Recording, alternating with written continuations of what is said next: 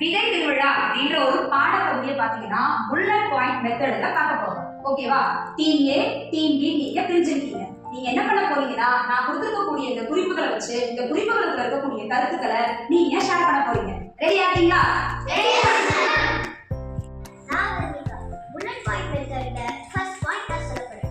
வழிபாட்டு கூட்டத்தில் தலைமை ஆசிரியர் விதை திருவிழா பற்றி கூறினார். புல்லட் பாயிண்ட் மெத்தட்ல செகண்ட் பாயிண்ட் சொல்ல போறேன். விளம்பரத்தாளில் விதை திருவிழா பற்றி செய்தி இருந்தது. நான் அஸ்விகா. புல்லட் பாயிண்ட் மெத்தட்ல ஃபோர்த் பாயிண்ட் நான் சொல்ல போறேன்.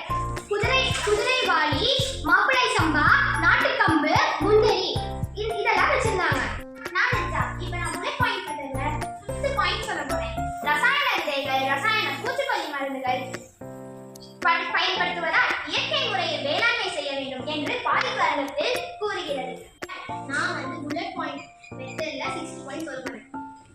பிட்டு, கேழ்வரகு கூழ், கேழ்வரகு அடை, மொச்சை இது எல்லாம் சாப்பிட கொடுத்தாங்க.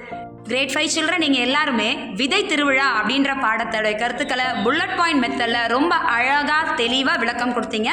I am so happy and be good to grade 5 big who.